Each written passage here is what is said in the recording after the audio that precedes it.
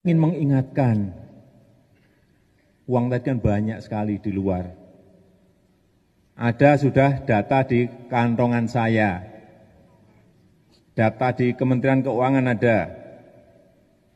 Di situ dihitung ada 11.000 triliun yang disimpan di luar. Di kantong saya beda lagi, lebih banyak, karena memang sumbernya berbeda. Sumbernya sumber internasional semuanya, tapi berbeda. Tidak apa-apa, yang paling penting bagaimana uang-uang itu bisa dibawa kembali ke negara kita, karena saat ini kita memerlukan partisipasi Bapak, Ibu, dan saudara-saudara semuanya untuk negara, untuk bangsa. Bohong, kamu tuh kan bohong. 01, pendidikan gratis. 02, makan gratis. 03, internet gratis. Dengan terpilih 02, gue langsung mikir, menyimpulkan bahwa ya orang Indonesia emang jangan dikasih effort. Kalau di head to headin, emang gak ada yang menang lawan makan gratis.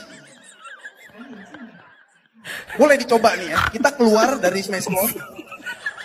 Entah ada gembel, ada apalah gitu, lagi jalan, kita sodorin. 1, Pak, Bapak mau gak nih nasi padang?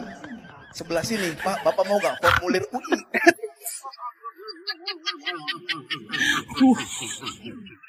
Gimana?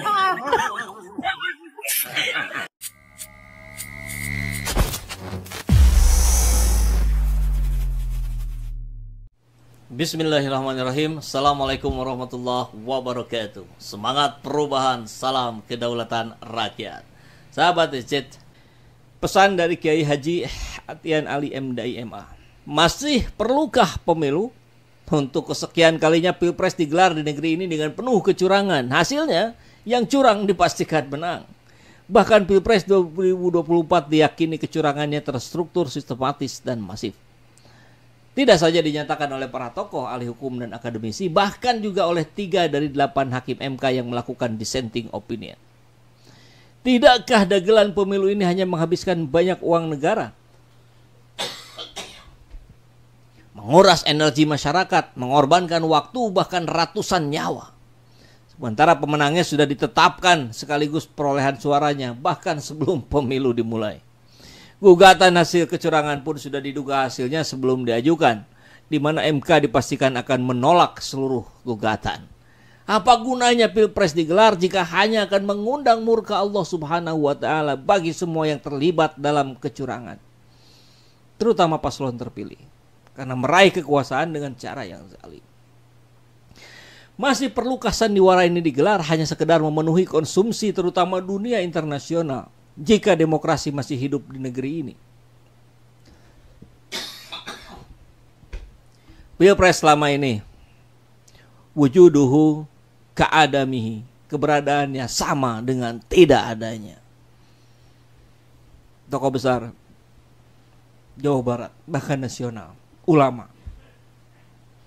Dan kita dengarkan ini. Haram hukumnya bagi partai nomor 1 dan 3 bergabung dengan kubunya Prabowo. Kenapa haram, Mas Adi? Ya jelas dong, mereka kan menuduh hasil Pilpres itu penuh dengan kecurangan. Ya. Kan lucu, orang yang menuduh curang hasil pemilunya mau bergabung dengan hasil pemilu yang dianggap curang. Oke. Jadi supaya ada pernyataan dan sikap politik yang inline dan sama. Jadi supaya panggung depan dan panggung belakang sama. Betul. Gitu ya. Jangan panggung belakang minta masuk koalisi. Artinya apa? Kalau memang partai-partai 1 dan 3 ini mengatakan hasil Pilpres kali ini curang, untuk apa bergabung dengan hasil pemilu yang curang? Tapi kan partai politik butuh juga untuk keberlangsungan. Kalau nggak masuk ke pemerintahan bagaimana? Itulah problemnya. Saya sering mengatakan di tempat ini juga, seringkali narasi-narasi dan tuduhan kecurangan itu hanya lip service, hanya di permukaan. Karena secara prinsip setelah Pilpres usai, KPU memutuskan, MK juga memutuskan siapa yang memenangkan Pilpres. Partai-partai yang selama ini menuduh ada indikasi kecurangan, ada ketoliman dalam Pilpres, itu berkongsi menjadi satu sama yang lain. Ya udah, kita ingatkan saja PDIP, P3, Nasdem, PKB, PKS, Anda haram bergabung dengan pemerintahan menurut pakar atau pengamat politik yang satu ini. Luar biasa ya. Dan tentu kalau orang-orang pro Prabowo pasti akan bilang, wah ini orang halu, ini orang suzon, buruk sangka segala macam. Tentu tidak. Ini yang disebut dengan antisipasi. Ini yang disebut dengan kewaspadaan. Karena terhadap orang-orang yang berkuasa, kita harus mengedepankan kewaspadaan, antisipasi. Bukan baik sangka. Jangan. Kekuasaan itu cenderung korup. Kekuasaan yang mutlak sudah pasti korup. Kan itu sudah menjadi dalil di semua negara, terjadi, terbukti berkali-kali. Jadi apa yang dikatakan oleh Faisal Basri ini harus menjadi perhatian kita bersama. Tentu ini terjadi jika Jokowi berhasil juga mengkooptasi Prabowo, mengendalikan Prabowo. Ini bisa jadi batal ketika Prabowo mampu menunjukkan bahwa dia adalah Prabowo, bukan Jokowi versi kelanjutan. Masuklah itu barang, masuklah itu Gibran Presiden 2029, mau produk haram konstitusi. Kan begitu. Demokrasi pun sudah dimanipulasi oleh oligarki, ya. Duit punya kuasa dan duit cenderung bikin serakah dan tamak. Konsensi tambang luar biasa ya bagi-baginya, dan para pejabat itu hampir semua punya. Oke. Ketua Umum Partai Nasdem Surya Paloh menyatakan lebih baik bersama dengan pemerintahan demi membangun Indonesia menjadi lebih baik. Ini clear ya, kabar di CNN. Masa sih CNN bikin kabar hoax? Videonya juga ada dari Metro, nanti kita lihat. Paloh menyampaikan ini usai mengunjungi kediaman Presiden terpilih hasil Pilpres 2024 Prabowo. Kesempatan, dorongan, keinginan, spirit untuk bersama dengan pemerintah. Saya pikir itu lebih baik. Ini pilihan saya, pilihan Nasdem. Kalau pilihan saya artinya pilihan Nasdem, karena Nasdem punya Pak Surya Paloh. Gitu ya. Dia mengaku sudah berpikir panjang sebelum memutuskan hal tersebut. Kontemplasi telah ia lakukan didasari kejujuran hati dan rasionalitas. Ini terserah mau percaya atau tidak. Tapi berarti ketika bertemu dengan PKS, dengan Presiden PKS Pak Saihu, sama-sama bicara kita siap di pemerintahan dan di luar. Barangkali maksudnya ya siap sih siap saja, tapi saya sudah memutuskan untuk gabung. Ambiguitas. Bahasa politikus kan begitu ya. Paloh lalu menyatakan siap mendukung pemerintahan baru yang akan dipimpin Prabowo Gibran. Beroposisi bisa setiap saat, tapi bekerja membantu pemerintahan dibutuhkan suatu semangat, spirit, dan keikhlasan hati dan mengedepankan objektivitas. Luar biasa nih alasannya ya. Berapa lama ya Nasdem pernah jadi oposisi atau bahkan tidak pernah ya? Ya susah kalau tidak punya mental oposisi. Justru sebaliknya nih Pak SP nih. Bergabung dengan pemerintahan bisa setiap saat. Tapi menjadi oposisi dibutuhkan semangat, spirit, keikhlasan hati, dan mengedepankan objektivitas. Ini jangan dibulak-balik. Paloh menyatakan Nasdem siap mendukung pemerintahan baru di bawah kepemimpinan Prabowo Gibran. Melihat Indonesia dengan optimisme ke depan, kita siap memberikan dukungan sepenuhnya kepada pemerintahan baru di bawah kepemimpinan Prabowo dan Mas Gibran.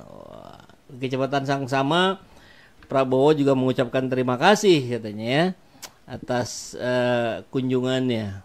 Komunikasi juga dilakukan dengan utusan Gerindra Nasdem hingga kemudian terjadi pertemuan Prabowo dan Paloh pada hari ini. Nah ini kan sudah dirancang sebelumnya. Bahkan detik pertama setelah MK memutuskan pemenangnya barangkali itu langsung dilakukan. Kita sepakat bahwa kita akan bekerjasama untuk sebesar-besarnya kepentingan rakyat, kata Prabowo. Oke, jadi selamat ya, saya ingin sampaikan selamat untuk Nasdem yang memilih dengan cepat. Ini partai-partai yang menggunakan jurus selamatkan diri masing-masing. Oh kalau ini berarti selamatkan parpol masing-masing. Ya kalau nggak punya mental oposan ya sulit memang ya. Jadi ya sudah biarkan saja gitu. Jadi beneran ini tadi beritanya ada, videonya ada. Nah, apa yang kemudian menjadi sorotan kita bersama? Saya yakin seorang Anies Baswedan pasti juga bisa memahami ya bagaimana sebuah partai ini, partai apalagi yang besar ya, termasuk partai besar lah Nasdemnya, butuh biaya, butuh maintenance, kalau nggak ada di pemerintahan agak sulit rupanya. Begitu mungkinnya salah satu pertimbangannya. Yang lainnya tentu masih banyak seperti yang Pak SP barusan sampaikan, demi ini, demi itu, dan seterusnya lah. Yang tentu itu sangat debatable, sangat mudah untuk kita bantah juga. Tapi ketika pemerintahan semuanya terkonsentrasi, kekuasaannya ada pada koalisi pemenang, ini yang repot, nanti tidak ada check and balances. Nanti kemudian pemerintah bisa semena-mena, karena kalau sudah terlena, repot, bahaya gitu. Bisa jadi kemudian rakyat jelata yang pada saat kampanye dikatakan akan dijadikan skala prioritas untuk disejahterakan, tidak boleh lapar, 70 tahun tidak boleh ngayuh beca dan segala macam. Itu semuanya terabaikan demi kepentingan diri dan kelompoknya. Maka butuh check and balance. Seharusnya oposisi juga kuat. Dan siapa, partai mana yang paling memiliki kans untuk ada di oposisi? Saya duga juga dengan sangat kuat PKS dan PDIP. Wah, ini menarik nih.